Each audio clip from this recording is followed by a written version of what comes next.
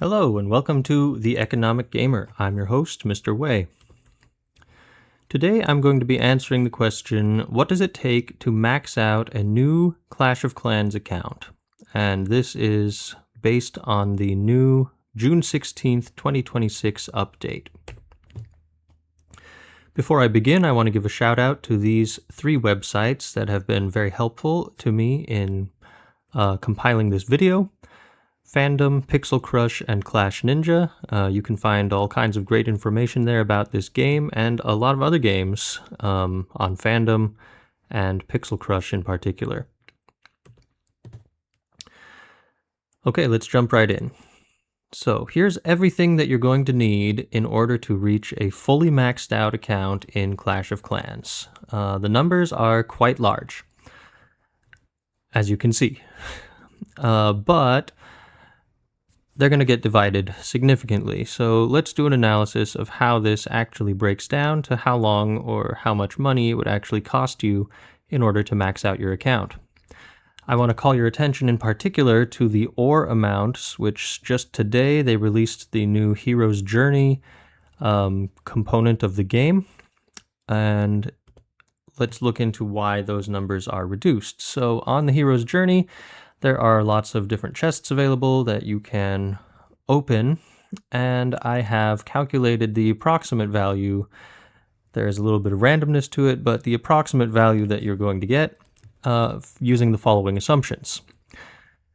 I'm assuming that you're going to open about 3 chests at each Town Hall level. There are 37 in total, and they start at Town Hall 8. So if you open 3 at every level, that leaves 7 for Town Hall 18. Now, it's possible that you could hold off on upgrading your heroes so that you can get to Town Hall 18 before you open those chests. That's possible. I don't think it's particularly realistic in most cases, so I went with the assumption that you would have a pretty average approach. Now, I'm also assuming that you get the middle range of the ores per chest opened, as you may or may not already be aware. The higher your Town Hall level is, the more ore you can get. So the range is actually pretty small for the Town Halls, but I'm taking the middle point within that range. Your personal results could be slightly above or below. Also, just so you know, these are the levels that you get from the equipment chests. So it starts out very low, level 1, level 6, then level 9, then you get 4 at level 12, and you get 5 at level 15. So those, of course, are going to reduce the total amount of ores that you need to max out everything, and I have calculated all that together, and here's what it's worth. So what I did is I took these numbers and I subtracted them out of the overall totals, given that there are 16 epics and 24 commons. These are the real totals when you subtract out the one-time bonuses from the Hero's Journey. Okay, for the free-to-play lab progress, the lab itself produces 24 hours a day, and then if you max out your assistant, you can get an additional 12 hours per day. I did not include research potions for this analysis, which gives us a total of 1.5 days per day free to play. You take the total amount, 2,476 days, you divide that by 1.5, and you will get 1,651 actual days, or in other words, it'll take you about 4.5 years to max out everything in the lab if you're doing free to play using just the base progress amounts. A similar analysis for the builders. Here I'm including everything that the builders do, that is the buildings, the traps, and the heroes. We have 6 builders per day. We have the apprentice, who is worth 1/3 of a builder per day. And we have a monthly book of heroes, which I'm assuming you're going to use to get about 7.5 to 8 days of timers saved per month. That comes out to about 1/4 of a day per day. I did not include other magic items, like if you could get like 1 builder potion per month or something. It's pretty negligible. That gives us a total of 6.58 days of building per day. take the total amount of days, 6,274, divide that by the progress per day, you get 957 days, or about 2.61 years. We're going to do a similar analysis again for the free-to-play builder base. Here there are now 3 builders, that's new, it used to be 2 for a while, and the lab, which is a day per day. It's a little bit more complicated when you put in the clock tower, but it's going to come out, if you totally optimize your clock tower, you can get about 0.654 days of builder time each day and 2.18 days of lab time per day. You add those all up together, and we're going to come out with about 1.3 years to max out the builder base buildings and the lab. Okay, shiny ores progress. Here I'm going to go with the calculation that you are at the highest league possible, which may not be totally realistic for the whole progress of your entire base, but I'm just going to run with that because it's impossible to calculate the rest. For the wars, I'm assuming that you are getting the maximum possible war bonus, but that on average you have 1 win, 1 draw, and 1 loss. And that gives you about 2/3 of the full possible bonus if you had a 100% win rate. Given the current meta, of course, you'd probably have more like a 100% draw rate, but that also will bring you to about 2/3. So whatever. Anyway, the point is that this number is not like exact. This number is an estimate based on variables that cannot be predicted. Then you also have the raid medals, assuming that you're buying shiny ores using your clan capital bonuses, which I don't actually recommend, but if you did, you would get about 143 per day, and then from the events you get 5,000 per month, and if you divide that by 30 days, you get 167 per day. So that gives us a total of 2,150 shiny ores per day. Your personal amounts could be higher or lower based on how you do in war, what league you are, and how much you're spending from raid medals, but it's going to be around this number, and that'll put us at 1.72 years to get all the shiny ore you need. We're going to take all of those same assumptions for the glowy ores. In this case, also I'm going to be assuming that you're using your event tokens to get new equipment or decorations, or, well, that's up to you, right? But I'm assuming that you're purchasing one glowy ore. If you do, then you're going to get 120 glowy ore per day. You need 93,567, so that comes out to 2.14 years of collecting glowy ore to max out all of the currently existing equipment. And we're going to follow that exact same set of assumptions for the starry ores. That is, you're at the highest league, you have an average war 1 win, 1 draw, 1 loss rate, and we're assuming also that you are against maxed level opponents to get the maximum bonus. We're also going to assume that you're spending raid medals and that for the event you are purchasing 1 starry ore quantity. If you put all this together, we come out to 7.6 starry ore per day, which brings us to 2.31 years. For the pets progress, it's very simple. The pet center can research 1 day per day, so that takes us to 743 days to max out all of the pets, or approximately 2 years. For the resource progress, this is completely variable, and it depends on how much time you want to spend grinding in a day, right? There's no limit on how much you can collect in a day, except for your own personal time limit on how much you want to invest in this game. So there's no way to calculate that, and there's no hard cap, so I'm just going to basically ignore that. Okay, so the grand total, here's what we have. As you can see, the main limiting factor in this game is going to be the lab. One way of thinking about that is you don't actually need all of the stuff in the lab. Like, in order to do your attacks, you get the stuff that you want, and then you add more stuff as you go and try things out, right? So the lab time is, I think, very intentionally made much longer by Supercell so that you have something to do even after you've maxed out everything else. Builder time, this includes everything. This is buildings, heroes, and traps, and it's only 2.61 years. A caveat to these numbers, of course, is that Supercell, every time they release a new Town Hall level, which is about every year or year and a half, they go back and they change all of the earlier timers to make them shorter so that the overall time to get to max kind of stays about similar.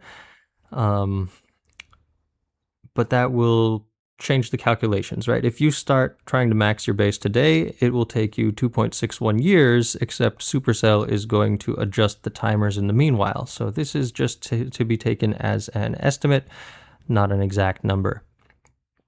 Also, this does not take into account any extra little bonuses that they have, like little mini events or other things where they give out extra rewards. This is just the stuff that you are pretty much guaranteed every month, not including all of the extras. Okay, as you can see, the builder base time is much less than the main base time. It's in fact 1/2 or even 1/3 approximately of the amount you spend on the main base. So those, I would recommend you don't invest any of your variable resources into the builder base.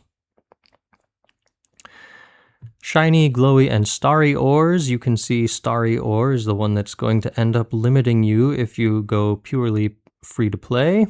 But if you were to invest heavily with your tokens and everything that you can to get starry ore faster, you might actually run into a situation where glowy ore starts limiting you instead. But for the most part, starry ore is the most valuable, glowy ore is the next most, and shiny ore is almost going to be irrelevant in the long run. That said, shiny ore is very important for upgrading low-level equipment, so you might actually find yourself limited by shiny ore at the beginning. I would recommend that you try to just wait until you accumulate more of it, because ultimately you're probably going to end up wasting some that you can't even collect. And the pets are at 2 years, very similar to the lab time. You only need 4 pets at a time, right? So if you max 4 pets, then you've got a whole maxed attack ready to go. But anyway, it doesn't matter because 2 years is way less than the 4-year lab time cap. Okay, so where you are on these, of course, is going to depend on when you started playing the game. Different timers have shifted around different amounts. Those of us who started years ago, years before hero equipment was released, probably are going to find that the hero ores are actually the limiting factor instead of the lab time. But it really just kind of depends on where you started. This analysis is based on if you create a brand new account today. Okay, I also wanted to look into what it would cost if instead of using the timers, you actually tried to do everything with gems. And here is the formula that they use. It's a piecewise formula for determining how much gems it costs you to skip a timer. And it's pretty complicated. Mathematically, I don't think there's any real benefit to looking into it deeply, but the short summary of it is the longer the timer is, the better a deal you get per minute skipped. Okay, so here we have the gem costs of everything. This is assuming that you're using the best possible deals for everything. That is, if you're filling your resources from 0 storage, and assuming that you are buying gems at the best possible rate of 14,000 per $100. Also note that shiny, glowy, and starry ore, you can't really buy them unlimited. You can't buy an unlimited amount with gems. You can only buy a small amount per week. So it's purely hypothetical, this analysis for those parts. There's the dollar cost of gems. Okay, I did about 10 bajillion calculations. You can see I used a lot of tabs. Took many hours. And the ultimate result was using gems to buy everything to get a fully maxed account as soon as you start it, which no one does that, right? But if you were to do that, it would cost you approximately $100,000 US dollars. That is the rate that you're getting things with gems. If you just bought only the main base timers, that is for the lab and for the heroes and the traps and the buildings, and if you acquired all the resources the hard way by farming them, then you would be looking at $10,715, which to me, that sounds like a lot of money to spend on a single video game, which also you could do for free, right? And here's the breakdown. You can see the lion's share of this comes from the resources. So the resources are a very poor deal compared with the rest of the things in the game, especially because you can get infinity resources just by playing the game. These are the things limited by timers, and those are a lot more reasonable, but still to me that seems pretty expensive. So gems are an extremely expensive way to unlock things in this game, even at the best possible rates. Okay, that is where we're going to stop for this video. A lot of these calculations I did largely as preparation for future videos, analyzing other things in the shop, right? All of the better deals, the special deals, the different offers that they have, in a way that I can provide a meaningful analysis of what is actually worth it in the shop and what I think is not worth it at all. And also just to give you numbers for you yourself to make your determination on whether it's worth it for you in a way that is demystified and easy to see what you're paying for what. I hope you enjoyed this video. If you did, please press the like button. That would really help me out. If you want to support this channel and see more content like this, definitely press the subscribe button. That will help me more than anything other than perhaps if you share it with other people that you know who might be interested in the same thing. Also, please let me know in the comments what other games you would like to see me analyze in this way, or questions you have about this game that you would like to see me analyze mathematically. So be sure to check out the other videos that I have upcoming about the in-game store analysis, and I hope to see you there.